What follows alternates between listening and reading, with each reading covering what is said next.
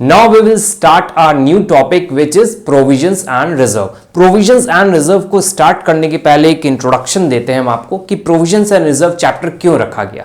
कोई भी बिजनेस है जो प्रॉफिट अर्न करता है तो उस प्रॉफिट का जो हिस्सा होता है, जो भी प्रॉफिट जनरेट हुआ है, उस पूरे प्रॉफिट को वो डिस्ट्रीब्यूट नहीं करता है, कुछ हिस्सा उसका रख लेता है कि फ्यूचर में अगर कोई कंटिजेंसी आए या कोई इवेंचुअलिटीज आ जाए, इवेंट ऐसे हो जाए जिससे फर्म के ऊपर लॉस आ जाए या फिर कुछ ऐसे कंडीशंस आ जाएं जो फेस नहीं कर पा रहा है, तो इसके लिए पूरा प्रॉफिट का हिस्सा ना बेचकर कुछ हिस्सा प्रॉफिट में निकाल कर सेव कर लिया जाता है। वो सेव क्यों किया जाता है? क्योंकि फ्यूचर में अगर कोई कंटिजेंसीज आए या अचानक से कोई रिस्क आ जाए तो उससे बचने के लिए हम प्रॉफिट का कुछ हिस्सा बचा के पहले से रखेंगे, और अगर कोई लॉस या इवेंट आता है, इवेंचुअलिटीज होती हैं, तो उस प्रॉफिट का जो हिस्सा मैंने रिजर्व या प्रोविजन के फॉर्म में बना रखा है उससे उसको एडजस्ट करा दिया जाता है। तो इसीलिए हम प्रोविजंस एंड रिजर्व बनाते हैं। कैसे बनते हैं प्रोविजंस एंड रिजर्व? प्रॉफिट का कुछ हिस्सा निकाल लिया जाएगा और उसको प्रोविजंस में डाल दिया जाएगा या रिजर्व्स में डाल दिया जाएगा।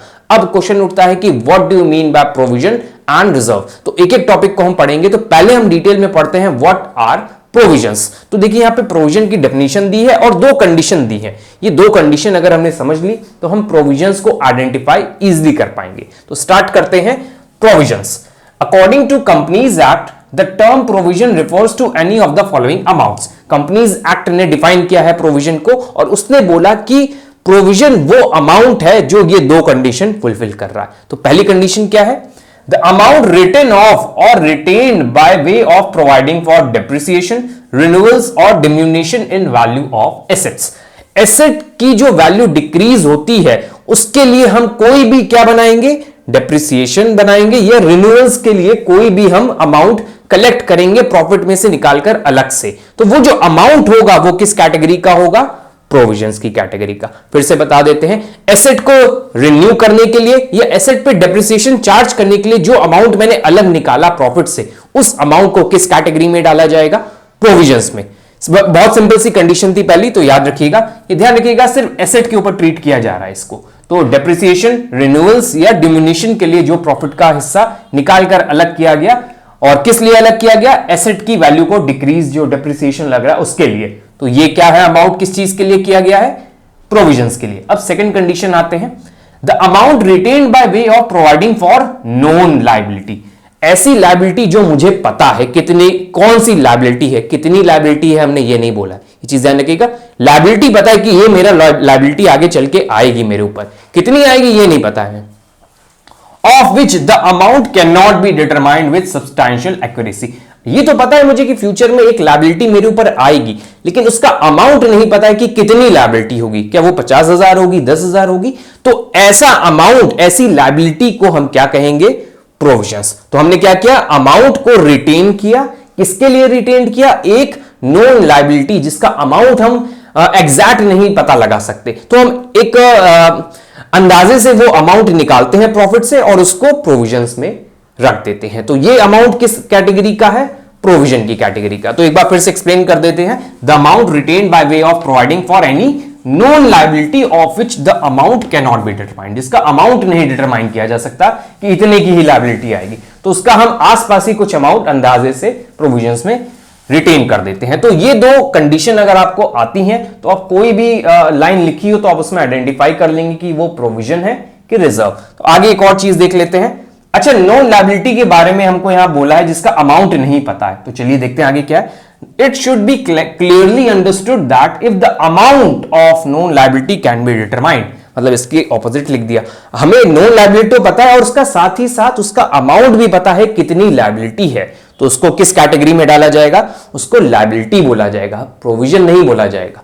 यहां पे क्या है? नॉन लायबिलिटी है लेकिन उसका अमाउंट नहीं पता है कितना है, और यहां पे उसका उल्टा बोल रहा है कि लायबिलिटी तो है, नोन भी है और उसका अमाउंट भी हमें पता है। अगर अमाउंट भी पता है और लायबिलिटी भी है तो सिंपली वो लायबिलिटी कैटेगरी में आ जाएगी। कौन सी, करंट, नॉन करंट, वो उसके ऊपर डिपेंड करेगा। हम एग्जांपल्स ऑफ प्रोविजन स्टार्ट करेंगे। उसके पहले एक इंपॉर्टेंट चीज आपको बता दें, जो प्रोविजन है वो चार्ज की तरह ट्रीट किया जाता है प्रॉफिट एंड लॉस अकाउंट में। It is a charge against profit. मतलब प्रॉफिट तभी निकाला जाएगा जब ये सारे प्रोविजंस हम प्रॉफिट एंड लॉस अकाउंट के डेबिट साइड में शो कर देंगे। जैसे कुछ एग्जांपल लेते हैं प्रोविजंस के, तो एग्जांपल देखिए दिया हुआ है। First example is provision for depreciation of asset. Asset के ऊपर हम जितना भी प्रोविजन बनाएंगे डिप्रिसिएशन के लिए वो किस कैटेगरी में आएगा? प्रोविजंस में। क्यों? अभी हमने आपको डिप्रिसिएशन बताया था। Next is provision for taxation. क्या आप पहले से डिसाइड कर पाएंगे कि टैक्स कितना देना है आपको? नहीं, लेकिन हम जो फाइनेंशियल ईयर स्टार्ट होता है तो हम प्रोविजन बना लेते हैं कि इस साल हमको इतना टैक्स देना पड़ सकता है, कुछ अंदाजा पता चल जाता है कि हम कितना अर्न कर चुके हैं और कितना टैक्स देना हो सकता है। Provision for bad and doubtful debts, debtors जिनसे पैसा लेना है और उसको उन डेटर्स में से जो लोग पैसा नहीं दे पाएंगे, एक अंदाजा हो जाता है ना, सपोज 1 लाख का डेटर है और उसमें से 5% पैसा लोग नहीं देंगे, हमें अंदाजा हो गया है। प्रीवियस ईयर के जो डेटर्स थे उनसे अंदाजा होते हुए आज एवरेज बेसिस में मुझे पता चल गया कि 5% लोग पैसा नहीं देते हैं, तो मुझे अंदाजा है ना, नॉन लायबिलिटी है लेकिन उसका अमाउंट एग्जैक्ट नहीं पता है, तो ये भी हमारा प्रोविजन की कैटेगरी में आएगा। Provision for bad and doubtful debts. Provision for discount on debtors, debtors को हमें कितना डिस्काउंट देना पड़े ये अंदाजा नहीं है लेकिन हम देते हैं, नॉन लायबिलिटी, तो ये भी एक प्रोविजन की कैटेगरी में आएगा। ये तो हो गए कुछ एग्जांपल प्रोविजन के। अब आते हैं पर्पस और इंपॉर्टेंस ऑफ प्रोविजन। क्यों प्रोविजन बनाया जाता है ये भी हमें जानना जरूरी है। To ascertain the true net profit of the business, business का एग्जैक्ट प्रॉफिट कितना है उसको जानने के लिए हम प्रोविजंस बनाएंगे ही। इस साल का डेप्रिसिएशन है तो इस साल के डेप्रिसिएशन को प्रॉफिट एंड लॉस अकाउंट में प्रोविजन के नाम से हम चार्ज कर देंगे। चार्ज करेंगे तो हमें ट्रू प्रॉफिट पता चलेगा, अगर नहीं चार्ज करते हैं तो प्रॉफिट मेरा बढ़ जाएगा, जो गलत है एक तरह से। Next is to ascertain true financial position. अगर हम अपनी एसेट को डिक्रीज करते जाएंगे प्रोविजन के नाम से, बैलेंस शीट में एसेट्स को डिक्रीज करते जाएंगे तो हमें ट्रू फाइनेंशियल पोजीशन पता चलती जाएगी कि मेरी एसेट की वैल्यू इस फाइनेंशियल ईयर में कितनी है, इस फाइनेंशियल ईयर में कितनी है, तो ये पता चलता जाएगा with the help of creating provision, true financial position. Next, to provide for known losses in future. Known liability के लिए हम बनाते हैं और नोन लॉसेज के लिए बनाते हैं प्रोविजन, तो इसके लिए बनाया जाता है। For the equitable distribution of expenses, अलग अलग चीजों के लिए अलग अलग एक्सपेंसेस जाते हैं तो हम पहले से ही प्रोविजन क्रिएट कर लेते हैं कि प्रॉफिट का प्रॉपर इक्विटेबल डिस्ट्रीब्यूशन हो।